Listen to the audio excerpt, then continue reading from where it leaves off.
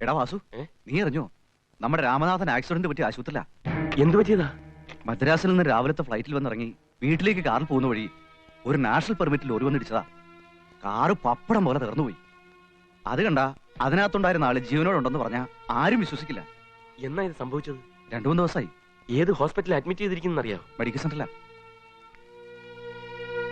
ഇന്ന് തന്നെ പോയി രാമേട്ടനെ ഒന്ന് കാണണം. നീ വരുന്നു? നീയും വാ, നമുക്ക് ഒരുമിച്ച് പോവാം. മദ്രാസിന്ന് വന്നിട്ട് വീട്ടിലേക്ക് ക്ഷണിക്കാനിരുന്ന പാവൻ രാമേട്ടൻ.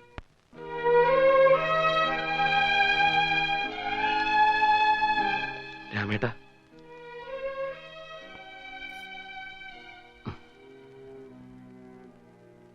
ഇപ്പൊ എങ്ങനെയുണ്ട്? വേദനയുണ്ടോ? വേദന, ഈ വേദന പോലും ഇപ്പൊ എനിക്കൊരു സുഖം. വല്ലാത്തൊരു നിർവൃതിയ ഞാൻ ഇപ്പൊ അനുഭവിക്കുന്നത്. കൈയുടെ ഫ്രാക്ചർ? കൈ അങ്ങനെ തന്നെ മുറിച്ചു കളയാൻ പോകുമ്പോ പിന്നെന്ത് ഫ്രാക്ചർ? കൈ മുറിച്ചു കളയാനോ? ചെയ്തു കൂട്ടിയ തെറ്റുകളുടെയൊക്കെ ഫലം അനുഭവിക്കാതെ തരവില്ലല്ലോ.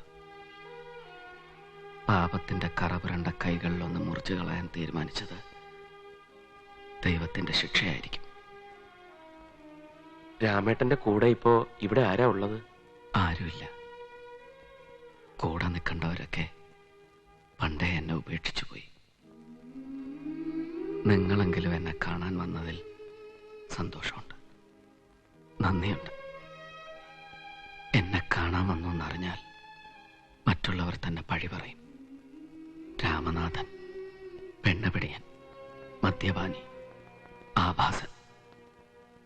അല്ലേ വാസു? എന്താ രാമേട്ട ഇങ്ങനെയൊക്കെ പറയുന്നത്? സത്യമല്ലേടോ?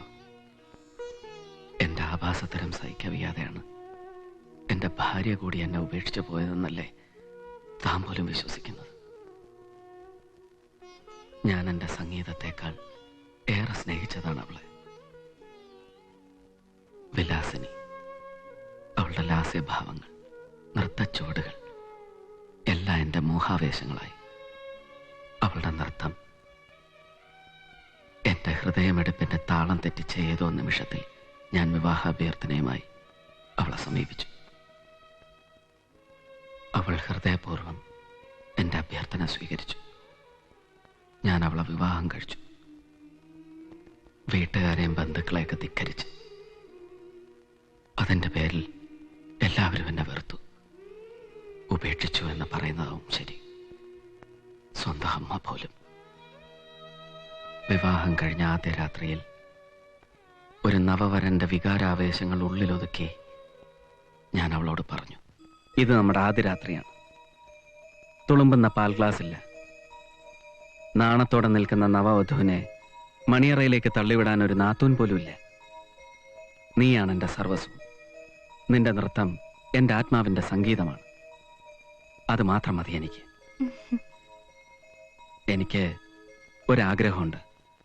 മദുരാശി കലാക്ഷേത്രയിലെ നൃത്തോത്സവത്തിൽ നീ നൃത്തശ്രീയാവണം. വിവിധ ദേശങ്ങളിൽ നിന്നുള്ള പ്രശസ്ത നർത്തകികളാടുന്ന വേദിയിൽ എന്റെ സംഗീതത്തിനൊത്ത് നീ ചുവട് വയ്ക്കണം. നാട്യ തിലകമണിയണം. അതെന്റെ മോഹമാണ്. രാമേട്ടന്റെ മോഹം എന്റെയും മോഹമാണ്. ഒരു കന്യകയുടെ വിശുദ്ധിയോടെയും യോഗിനിയുടെ ഏകാഗ്രതയോടെയും വേണം നീ ആ വേദിയിൽ നൃത്തമാടാൻ. സംഗീതവും നൃത്തവും ഒക്കെ ഒരു തപസ്യാണ്. മൃദുല വികാരങ്ങൾ ആ തപസ്യയെ തടസ്സപ്പെടുത്താൻ പാടില്ല. മനസ്സിന്റെ ഏകാഗ്രത നഷ്ടമായാൽ നിന്റെ നൃത്തച്ചുവട് പിഴയ്ക്കും. അതുകൊണ്ട് മനസ്സിൽ നാട്യഗുരുവിനെ സ്മരിച്ച് സ്വസ്ഥമായി ഉറങ്ങുക. Good night. പിച്ചളച്ചിലങ്കകൾ മാത്രം കെട്ടിയാടി അവൾക്ക് വേണ്ടി ഞാനൊരു സ്വർണ്ണച്ചിലങ്ക തീർത്തു. ബ്രാഹ്മമുഹൂർത്തത്തിൽ ഞാൻ അവളെ വിളിച്ചുണർത്തി നൃത്തം പരിശീലിപ്പിച്ചു. ഞാൻ കൊടുത്ത സ്വർണ്ണച്ചിലങ്കകൾ കെട്ടി അവൾ നൃത്തമാടി. എന്റെ നിർബന്ധത്തിന് വഴങ്ങിയാണെങ്കിലും അവൾ നൃത്തം പരിശീലിച്ചു. കലാക്ഷേത്രയിലെ നൃത്തോത്സവത്തിന് ഒരാഴ്ച മുമ്പ് തൃക്കോട്ടൂർ അമ്പലത്തിലെ കഥകളിക്ക് ഞങ്ങൾ ഒരുമിച്ച് പോകാനായിരുന്നു തീരുമാനിച്ചിരുന്നത്. പക്ഷെ അവസാന നിമിഷം അവൾ വരുന്നില്ലെന്ന് പറഞ്ഞ് ഒഴിഞ്ഞു മാറി. മനസ്സ് മടിച്ചാണെങ്കിലും കഥകളിയോടുള്ള ഭ്രമം കൊണ്ട് ഞാൻ ഒറ്റയ്ക്ക് പുറപ്പെട്ടു. മഴ പെയ്തുകൊണ്ടിരുന്ന ആ രാത്രിയിൽ വഴിക്ക് വെച്ച് വണ്ടി കേടായി. വണ്ടി ഉപേക്ഷിച്ച് ഞാൻ വീട്ടിൽ കയറി ചെന്നപ്പോൾ കണ്ടത് എന്റെ കിടപ്പറയിൽ കിടക്കുന്ന എന്റെ ഭാര്യയും അവളുടെ കാമുകനെയുമായിരുന്നു. ഞാനല്ലാതായി. ഒടുവിൽ ഞാൻ സമ്മാനിച്ച സ്വർണ്ണ ചിലങ്കകൾ എന്റെ മുഖത്തേക്ക് വലിച്ചെറിഞ്ഞ് അവളുടെ കാമുകനോടൊപ്പം ഇറങ്ങിപ്പോയി. രാഗതാളങ്ങൾ നിറഞ്ഞ എന്റെ ജീവിതത്തിന്റെ താളപ്പിഴ അവിടെ ആരംഭിച്ചു. പിന്നെ എനിക്ക് വാശിയായിരുന്നു. സുന്ദരികളായ കലാകാരികളെ വശീകരിച്ച് ഞാൻ എന്റെ ബംഗ്ലാവിലേക്ക് കൂട്ടിക്കൊണ്ടുവന്നു. ഓരോ രാത്രിയിലും അവരെന്റെ കിടക്കറ പങ്കിട്ടു. ഞാൻ എന്റെ ജീവിതത്തോട് തന്നെ പകരം വീട്ടുകയായിരുന്നു.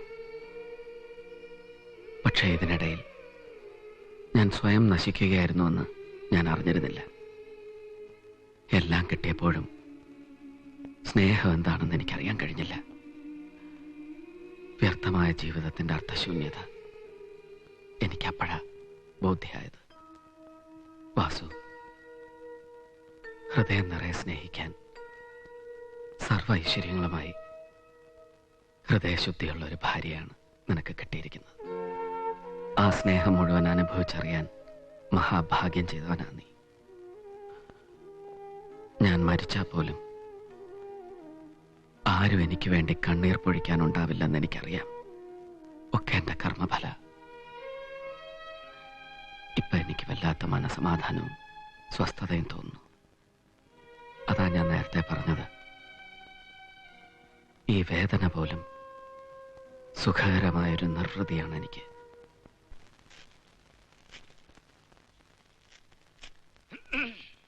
ഇതാര് ദാസനോ?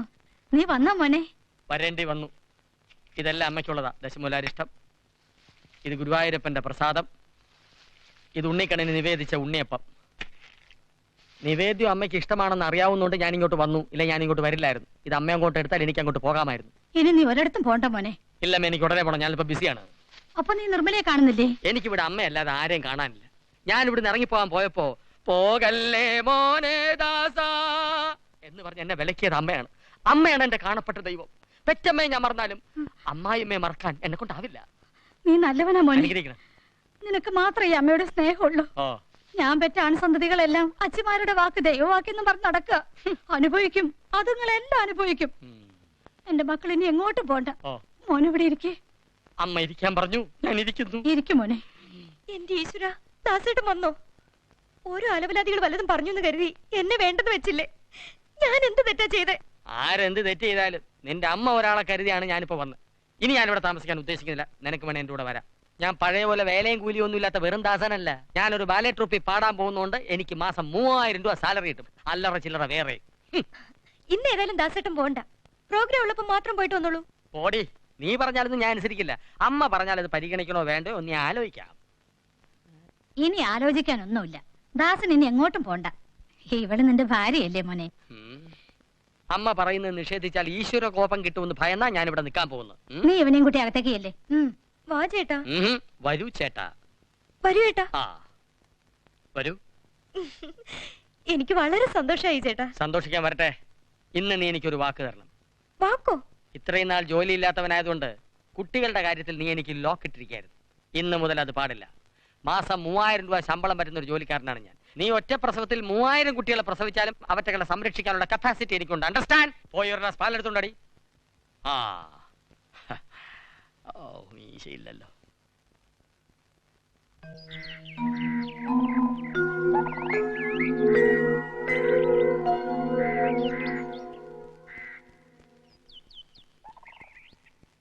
സ്വപ്നസുന്ദരി, സർപ്പത്തിന് തിരി തെളിയുകയാണല്ലേ? നല്ലത്, വളരെ നല്ലത്. പക്ഷേ സർപ്പകോപം ഉണ്ടാകാതെ നോക്കണം. 4-5 ദിവസമായി സ്വപ്നസുന്ദരിയെ ഒന്ന് തനിച്ച് കാണണമെന്ന് ഞാൻ വിചാരിക്കുന്നു. ഇപ്പോഴാ സന്ദർഭം കിട്ടിയത്. ഇങ്ങോട്ട് പോകുന്നു. പുണ്യമായ സ്വപ്നസുന്ദരിയാണെന്ന് ഞാൻ എങ്ങനെ അറിഞ്ഞെന്നായിരിക്കും? ഞാനിപ്പോ ജയഭാരത് തിയേറ്റേഴ്സിലെ പാട്ടുകാരനാണ്. രാജസേന മാഷല്ല ഇപ്പോൾ അത് നടത്തുന്നത്. ഡാൻസർ ഉദയലാലാണ് സ്വപ്നസുന്ദരിയുടെ പഴയ നായകൻ. ബാലെ ട്രൂപ്പിൽ വെച്ച് ഉദയനുമായി അടുപ്പത്തിലായിരുന്നെന്ന് കേട്ടു. അനാവശ്യം പറയരുത്. അനാവശ്യം പ്രവർത്തിക്കാം, പറയാൻ പാടില്ലല്ലേ? ഉദയന്റെ കൂടെ കണ്ണോത്ത് രാമനാഥന്റെ ബംഗ്ലാവിൽ പോയതും അനാവശ്യമാണെന്ന് സ്വപ്ന സുന്ദരിക്ക് പറയാൻ പറ്റുമോ? അന്ന് രാത്രി മുഴുവൻ അയാളുടെ മണിയറയിൽ കഴിഞ്ഞിട്ട് പിറ്റേ ദിവസം പുലർച്ചെ തിരിച്ച് വീട്ടിലെത്തിയതും അനാവശ്യമാണെന്ന് പറഞ്ഞ് ചാരിത്രവതിയാകാൻ നോക്കണ്ട. എല്ലാം കഴിഞ്ഞ് അയാൾ വാസുദേവനെ കൊണ്ട് കല്യാണവും കഴിപ്പിച്ച് വിവാഹ സമ്മാനമായി ഒരു കൊച്ചിനെയും തന്നു. ശരിയല്ലേ? കുട്ടി വിഷമിക്കണ്ട, ഞാൻ പുറത്ത് ആരോടും പറയാൻ പോകുന്നില്ല. പക്ഷെ തിരിച്ച് എന്നോടൊരു കരുണ ഉണ്ടാവണം. ഏറെ നാളായി ഞാൻ മനസ്സിൽ കൊണ്ടു നടക്കുന്ന ഒരു മോഹമാണിത്.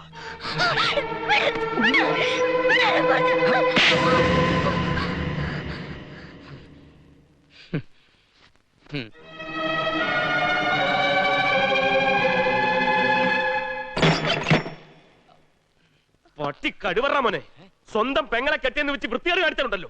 അവൾ ആരാന്നാ വിചാരിച്ചത്? അന്ന് ശ്രീകുട്ടി വന്നപ്പോ അവളെ രാത്രി കയറി പിടിക്കാൻ നോക്കി. അന്ന് അടിച്ചിറക്കണ്ടായിരുന്നു. നീ മിണ്ടിപ്പോവരുത്. ഉടനെ ഇവനെ പിടിച്ചോണ്ട് ഇവിടെ ഇറങ്ങിക്കോണം. കല്യാണം കഴിഞ്ഞ് അന്ന് മുതൽ തുടങ്ങിയ എല്ലാരും കൂടെ അവളെ ഉപദ്രവിക്കാൻ. അവള് പാവപ്പെട്ട വീട്ടിലെ പെണ്ണാണെങ്കിലും അഭിമാനത്തോടെ ജീവിക്കുന്നവളാ. അഭിമാനം നിർത്തടാ. നിന്റെ ഭാര്യയുടെ ഗുണവതി ആരൊന്നും എന്നോട് വിസ്തരിക്കരുത്.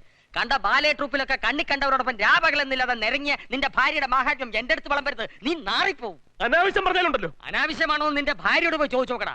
രാമനാഥന്റെ ബംഗ്ലാവിൽ അയാളോടൊപ്പം ഒരു രാത്രി മുഴുവൻ കഴിഞ്ഞവളാണ് നിന്റെ ഭാര്യ. എന്റെ ഉണ്ണിയെ പറ്റി വൃത്തിയോട് വല്ലതും പറഞ്ഞാലുണ്ടല്ലോ കൊന്നുകളെ എല്ലാത്തിനും ഞാൻ. തെളിയിക്കാൻ സാക്ഷിയെ കൊണ്ടുവരണോ? ഉണ്ണിമായ രാമനാഥന്റെ ബംഗ്ലാവിൽ എത്തിച്ച ഉദയനാണ് എന്നോട് ഈ കാര്യം പറഞ്ഞത്. അയാളുടെ ട്രൂപ്പിലാണ് ഞാനിപ്പോ പാടുന്നത്. നിന്നെ പറ്റിച്ച് രാമനാഥൻ ആ പെണ്ണിനെ നിന്റെ തലയെ കെട്ടിവെച്ചതാ. അല്ലെങ്കിൽ അവൾ 9-ാം മാസം പ്രസവിക്കുവോ? കണ്ണോത്ത് രാമനാഥന്റെ ബംഗ്ലാവിൽ ഒരു രാത്രി മുഴുവൻ അന്തി ഉറങ്ങിയ പെണ്ണ്. രാമനാഥനെ എന്നേക്കാൾ കൂടുതൽ നിനക്കറിയില്ലേ? രാമൻ കണിയാൻ കുട്ടിയുടെ ജാതകം നോക്കി പറഞ്ഞത് അച്ചട്ടായില്ലേ? കൊച്ചിന്റെ പിതാവിന് 6 മാസത്തിനകം എന്തെങ്കിലും അപകടം പറ്റുമെന്ന്. എന്നിട്ട് നിനക്ക് എന്ത് പറ്റി? ഒന്നും പറ്റിയില്ല. എന്താ? കുട്ടിയുടെ യഥാർത്ഥ തന്ത നീയല്ല, ആ കണ്ണോത്ത് രാമനാഥനാണ്.